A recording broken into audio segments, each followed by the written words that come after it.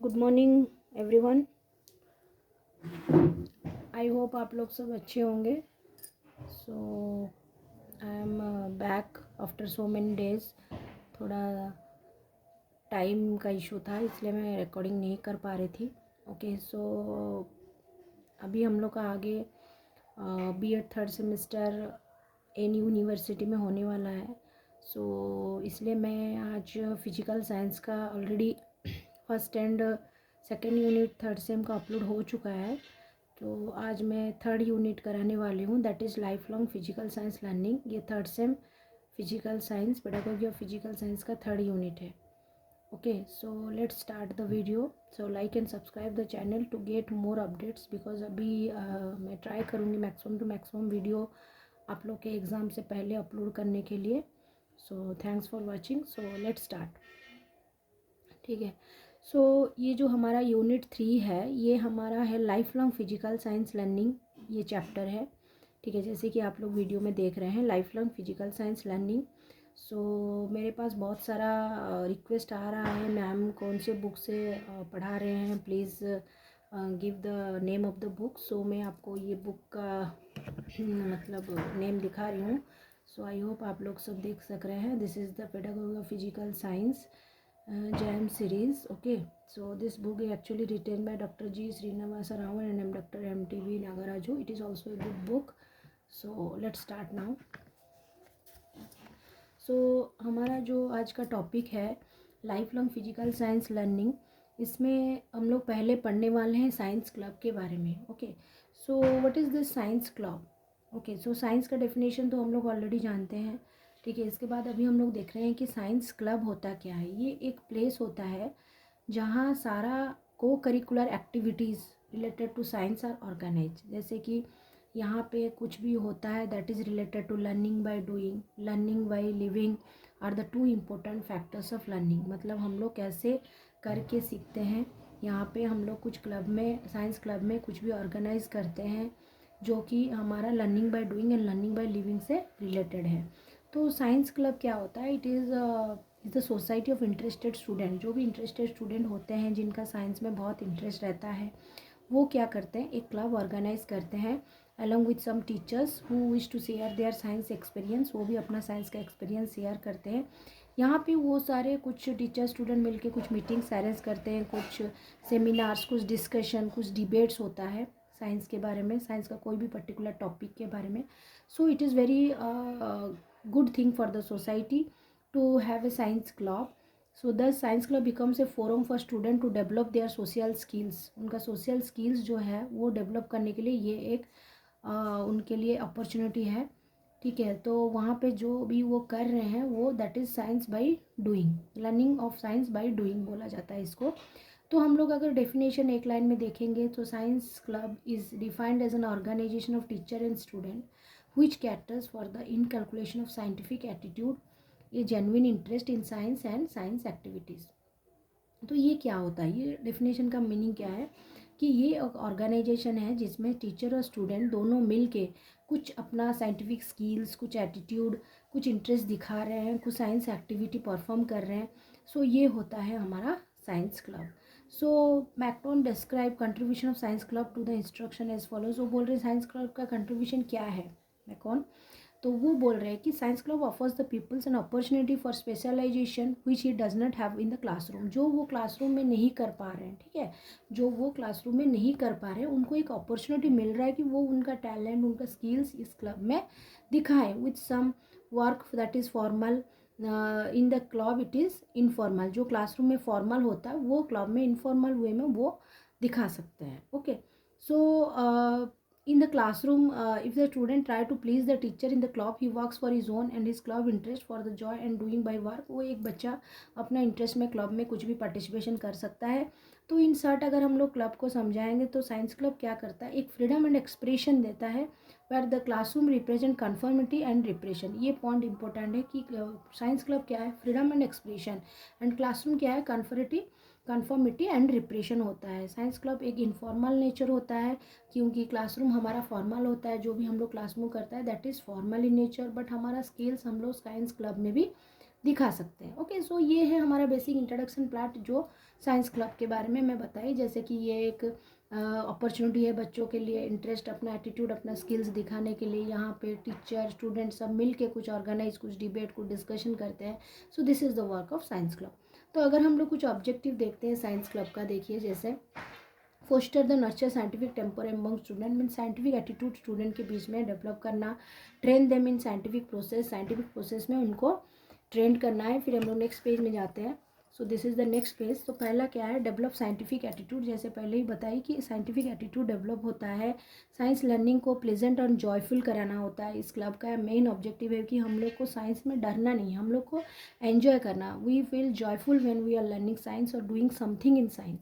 Then promote interest in scientific hobbies such as ink, cosmetic, book policy, ये कुछ invent करना, practical application science का दिखाना, develop habit of exploration. तो आप इस पॉइंट्स को, इसमें बहुत सारा पॉइंट्स है, आप इसमें से कुछ पॉइंट पिक करके लिख सकते हैं। जैसे कि develop constructive faculties of student, मतलब स्टूडेंट यहाँ पे क्या होता है, एक्टिवली पार्टिसिपेट करने लगता है। तो आपको ये स्क्रीन क्लियरली विजिबल हो रहा होगा, आप देख के भी कुछ पॉइंट इसमें से नोट डाउन कर सकते हैं। Make the student and public science minded, मतलब साइंस माइंडेड। हम लोग आजकल के दुनिया में सारा साइंस एक्सप्लोरेशन, साइंस इन्वेंशन वगैरह, धीरे धीरे टेक्नोलॉजी बढ़ रहा है। तो साइंटिफिक एटीट्यूड एक डेवलप करना स्टूडेंट और पीपल के बीच में।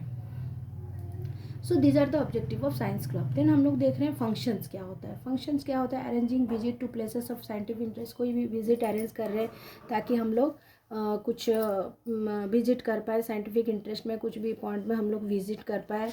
देन हम लोग देख रहे हैं नेक्स्ट हमारा क्या फंक्शन है। नेक्स्ट है अरेंजिंग और डिक्लेमेशन, डिबेट्स एंड पेपर रीडिंग, कुछ भी पेपर रीडिंग, डिबेट्स साइंस में, साइंस के टॉपिक में हम लोग कर सकते हैं। वहाँ पे साइंस फेयर्स एंड एग्जीबिशन कर सकते हैं, जिसमें हम लोग फेयर्स लगाते हैं, साइंस का कुछ प्रोजेक्ट वगैरह हम लोग प्रेजेंट करते हैं। Make improvised apparatus celebrating science days हम लोग सेलिब्रेट कर सकते हैं। तो these are the function of what science club. Then organisation of science club. So science club का ऑर्गेनाइजेशन मीन्स ये जो ऑर्गेनाइज हम लोग किए हैं साइंस क्लब में, इसमें कितने मेंबर्स होते हैं, हु आर द मेंबर्स। तो हम लोग ऐसे अगर देखेंगे, science club is the nucleus of science teaching and link classroom and laboratory with the community. Classroom then science laboratory community के साथ हम लोग लिंक करा रहे हैं। जैसे कि जो भी क्लब हम लोग कर रहे हैं उसको हम लोग स्मूथ फंक्शनिंग होना चाहिए। सो यहाँ पे साइंस टीचर रहते हैं जो कि हेड रहते हैं, हेड ऑफ़ द स्कूल, जो कि फ्रेम करते हैं। कोई भी स्कूल के हेड रहते हैं जो कंसल्टेशन हेड हैं वो क्लब के। सीनियर टीचर और साइंस टीचर में be the sponsor, principal, head mistress of the school में be the patron, science student रह सकते हैं। रिसोर्स ऑफ द स्कूल हम लोग यूज़ कर सकते हैं, इन the club, available in the club कर सकते हैं। Elective executive form from amongst the student, कोई भी एग्जीक्यूटिव को स्टूडेंट से बीच में लेके हम लोग उनको सेक्रेटरी, जॉइंट सेक्रेटरी बना सकते हैं। ठीक है। The nominal member fee, nominal membership fee should be charge for every member, और इसको बनाने के लिए हम लोग एक नॉमिनल मेंबर फी यहाँ पे रखते हैं। So this is the organisation of science club. Then next part है हमारा duties of office bearer should be. तो ऑफिस बेयरर जो है, अभी जैसे देखिए कि कुछ मेंबर हम लोग लिए हैं तो उनका ड्यूटीज़ क्या रहता है, जैसे patron, sponsor, chairperson, secretary, treasurer, librarian. तो इनका सारा काम क्या रहता है, पैट्रन जो है वो look after guide, lead and not to instruct the dictated. Then sponsor look after guide and lead, chairperson जो सारा फंक्शंस देखते हैं, सेक्रेटरी माइन्यूट्स ऑफ मीटिंग जो मेंटेन करते हैं। So treasurer to collect subscription and maintain accounts, ये accounts देखते हैं। Librarian to receive books. तो ये सारा हमारा साइंस क्लब के जो भी मेंबर्स हैं उनका काम हम लोग बोल सकते हैं। ठीक है। देन स्टोर कीपर हम लोग को जैसे पता है कि store keeper keeps the record of all the equipments, public से city incharge to publicize the activity. जो हमारे क्लब में जो भी एक्टिविटी हो रहा है उसको आउटसाइड स्कूल में हम लोग कैसे पब्लिश करेंगे, इसके लिए भी कोई इंचार्ज हैं, असिस्टेंट सेक्रेटरी हैं, then members of executive committee. So these are the person and having particular duties. Okay, so this is all about our science club. तो साइंस क्लब में हम लोग क्या देखें, साइंस क्लब क्या है, साइंस क्लब का फंक्शन क्या है, उसको ऑर्गेनाइज हम लोग कैसे करते हैं, देन वहाँ पे जो भी मेंबर्स है उनका ड्यूटीज़ क्या है। ठीक है। So these are the functions of science club. अगर कोई भी क्वेश्चन आया साइंस क्लब के बारे में तो इतना पॉइंट्स हम लोग को ज़रूर लिखना है। देन नेक्स्ट पार्ट हमारा है science fair and exhibition. So science exhibition होता क्या है, कोई भी department of school, class plots of their work for showing, मतलब कुछ भी उनका जो काम है साइंस के प्रोजेक्ट या फिर कोई भी काम अगर वो प्रेजेंट करना चाहते हैं, पीस ऑफ वर्क को दिखाना चाहते हैं जो कि स्टूडेंट किए हैं, तो वो प्रॉपर एग्जीबिशन एक करेंगे. The piece of work done by the student for an exhibition are called exhibits. तो वो क्या करते हैं, कुछ preparation, display and explanation of exhibit by the student provide them excellent learning opportunity. तो वो जो भी करते हैं उनको वो प्रेजेंट करते हैं कुछ दूसरे स्कूल के बच्चों के सामने, पेरेंट्स के सामने, ताकि उनका और लर्निंग अपॉर्चुनिटी ज़्यादा डेवलप हो. ठीक है. So it is a part of exhibition fair we are showing the science model to different people और different students.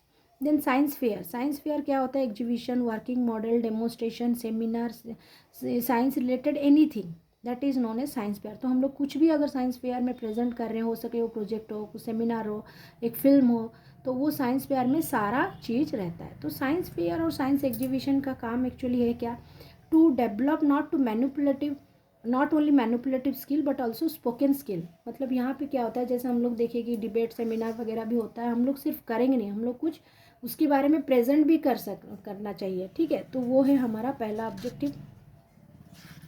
The next objective क्या है हम लोग देखते हैं.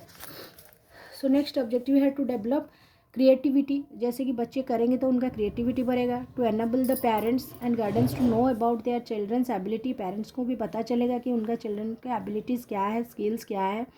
To popularise activity among greater number of student के बीच में ये एक्टिविटी को पॉपुलराइज करना. Identify nature of future student scientist. जैसे कि अभी से पता चल जाएगा कि फ्यूचर में ये लोग का साइंस में कितना इंटरेस्ट है, कितना ये आगे बढ़ सकते हैं. तो हम लोग को ये सारा पॉइंट्स या ध्यान में रखना है. Then level of science fair का कितना लेवल्स होते हैं, there are actually 6 levels of science fair. क्या क्या है, एक school level, at mandal level, at district level, at zonal level, at state level and at national level. तो स्कूल से स्टार्ट होता है. स्कूल में हम लोग स्कूल्स के थ्रू करते हैं. Mandal level means by block extension officer BEO, उनके block headquarters of the school से होता है. डिस्ट्रिक्ट लेवल में डिस्ट्रिक्ट एजुकेशन ऑफिसर्स के द्वारा ऑर्गेनाइज होता है. जोनल लेवल में zonal officers. Then state level में by offices of execution of state headquarters. Then national level में NCERT through extension centers. Okay, so these are the science fairs at different levels. तो science fair ऐसा नहीं है कि कोई भी हम लोग कर सकते हैं, तो इसमें different levels है. जैसे कि हम लोग देखें यहाँ पे 6 लेवल है, at school level, at mandal level, at district level, at zonal level, at state level and at national level.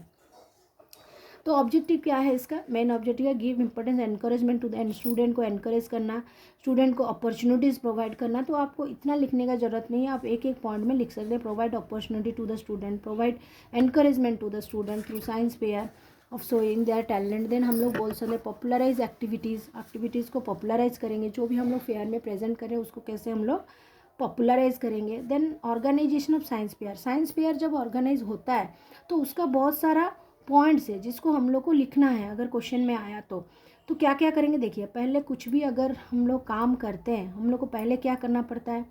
I hope आप लोग सब बोल रहे होंगे प्लानिंग. यस, पहले हम लोग को क्या करना है, प्लानिंग करना. प्लानिंग तो हम लोग कर लिए. अब हम लोग प्लानिंग करने के बाद जितने भी हमारे मेंबर हैं उनके बीच में हम लोग रिस्पॉन्सिबिलिटीज़ देंगे. अगर नहीं देंगे तो वो बोलेगा वो काम तो मेरा नहीं है, उसका है. वो बोलेगा वो काम तो मेरा नहीं है, उसका है.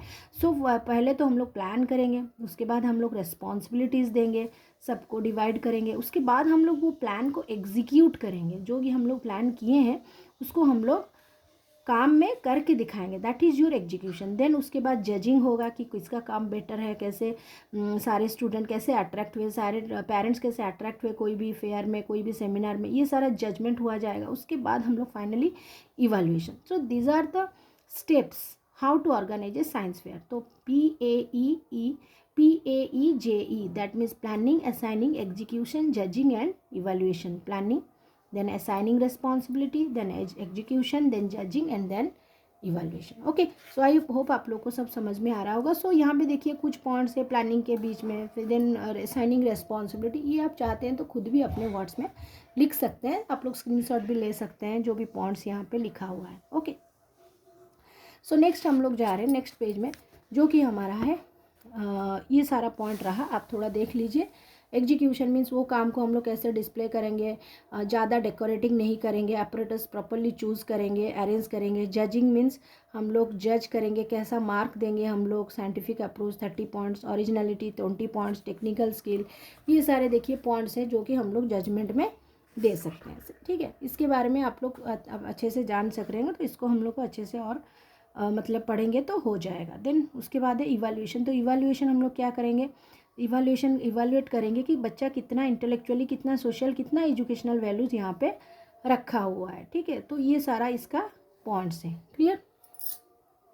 सो नेक्स्ट हमारा पॉइंट है साइंस म्यूज़ियम। तो ये जो म्यूज़ियम वर्ड है, सो ये एक्चुअली म्यूजियम से आया है, जिसका मीनिंग है temple of muses. It is a building use for strong and exhibition of object illustrating natural history art, मतलब कुछ भी आर्ट दिखाना म्यूजियम में, कुछ भी हिस्टोरिक वैल्यू दिखाना, उसे हम लोग बोलते हैं म्यूजियम। जैसे साइंस म्यूजियम में हम लोग क्या दिखा सकते हैं, कुछ मॉडल्स दिखा सकते हैं, स्केलेटन दिखा सकते हैं, स्पेसिमेंट्स कुछ दिखा सकते हैं। So this is your known as science museum. तो उसके बाद देखेंगे हम लोग साइंस म्यूजियम का ऑर्गेनाइजेशन जो हो रहा है इन स्कूल, तो कैसे हो रहा है। तो पहला है चॉइस ऑफ प्रॉपर एकोमोडेशन। हम लोग जो म्यूज़ियम बनाएंगे वो एकोमोडेशन वो किस जगह में लेना है, कौन से प्लेस में करना है, इसके लिए हम लोग देखेंगे फिजिक्स सेक्शन कैसा रहेगा, केमिस्ट्री सेक्शन, बायोलॉजिकल सेक्शन, तो 3 सेक्शन उसका रहेगा। इस हिसाब से हम लोग म्यूजियम का प्रॉपर प्लेस एकोमोडेशन डिसाइड करेंगे। देन फिजिकल साइंस सेक्शन में क्या रहेगा, मॉडल, चार्ट्स, माइक्रोस्कोप, जो कि हमारा फिजिकल साइंस पार्ट में, नॉन लिविंग पार्ट में हम लोग को चाहिए, ठीक है। हम लोग का जैसे हम लोग डिवाइड किए, एक है लिविंग पार्ट, एक है non living part. Living part में हम लोग बायोलॉजिकल साइंस दिखाते हैं, नॉन लिविंग पार्ट में हम लोग फिजिकल साइंस भी दिखा सकते, फिजिकल साइंस दिखाते हैं। So these are the thing that will show in the physical science section. तो आप लोग को कुछ लिखना है फिजिकल साइंस सेक्शन के लिए। देन यहाँ पे देखिए हम लोग केमिस्ट्री सेक्शन में क्या रखेंगे, different model showing the process of science, charts and model showing laboratory preparation, कुछ रिएक्शंस वगैरह, ठीक है, different types of metals and ores, ये सारा हम लोग दिखा सकते हैं। बायोलॉजिकल साइंस सेक्शन में हम लोग क्या दिखाएंगे, that is related to biology, skeleton, stuffed animals, pictures and models of animals and birds, dinosaurs, aquarium, plants, flowers, जो भी लिविंग विंग्स हैं, लिविंग थिंग्स हैं, उनके बारे में हम लोग डिटेल्स दिखा सकते हैं। ये रहा हमारा पहला पार्ट, जो कि है चॉइस ऑफ प्रॉपर एकोमोडेशन। हम लोग अभी पढ़ रहे हैं किसके बारे में, organisation of science museum in school. तो पहला तो गया कि choice of proper accommodation physics के लिए, chemistry section and biology section. Next आया हमारा method of preservation and safe display. तो अब हम लोग कैसे सेफ डिस्प्ले और प्रिजर्वेशन कर सकते हैं। Material should be place systematically, every article should have proper identification. जो भी हम लोग रख रहे हैं म्यूजियम में उसका प्रॉपर आइडेंटिफिकेशन होना है, सेफ गार्ड रहना चाहिए, ठीक है। देन उसके बाद है common name of the object, जो भी नेम ऑफ द ऑब्जेक्ट देना है, साइंटिफिक नेम देना है। हम लोग तो ऑलरेडी जानते हैं कि 2 नेम रहता है, कॉमन, एक साइंटिफिक। डेट ऑफ कलेक्शन, कब कलेक्शन हुआ था, प्लेस ऑफ कलेक्शन, ये सारा हमारा रहेगा। देन हम लोग देख रहे हैं एडवांटेजेस ऑफ म्यूजियम क्या है। Setting of museum in school है following are participation of people organize museum develop their organizational ability. हाँ, ये पार्ट है कि अगर ये सारा हो रहा है तो बच्चों के बीच में एक ऑर्गेनाइजेशनल एबिलिटी, एक रिस्पॉन्सिबिलिटी डेवलप हो रहा है। It also develops scientific attitude. It also properly account physical and social environment it create होता है, social interaction बढ़ता है. Student can observe these object and phenomena wherever they want to do so. So these are the advantages of museum. Okay. So I hope आप लोग को सब समझ में आया होगा. So this is all about this video. So in the next video I will show with the next part of this unit, जिसमें कि हम लोग देखेंगे हमारा role of non government and government organisation in the propagation of science. So like and subscribe the channel to get the more update, because बहुत जल्दी ही मैं ये वीडियो भी अपलोड करने वाली हूँ. सो ये आप लोग को थोड़ा हेल्प होगा एग्ज़ाम के प्रिपरेशन के लिए. सो ये हम लोग next part of the video में देखेंगे. So thanks for watching. I hope आप लोग को समझ में आया होगा. तो मैं फिर से बोल दे रही हूँ, आज हम लोग क्या पढ़े. आज हम लोग साइंस क्लब के बारे में पढ़े, साइंस क्लब के ऑर्गेनाइजेशन के बारे में पढ़े, साइंस फेयर्स एंड एग्जीबिशन पढ़े. उसके बाद हम लोग पढ़े साइंस क्लब के बारे में, साइंस म्यूजियम के बारे में पढ़े. ओके. सो आई होप आप लोग को थोड़ा बहुत समझ में आया होगा, और अगर आप फिर से थोड़ा बुक देख लेंगे तो आप लोग को अच्छे से याद रह जाएगा. So thank you for watching. Next video I will upload for part 2 of this unit. Thank you. Have a nice day.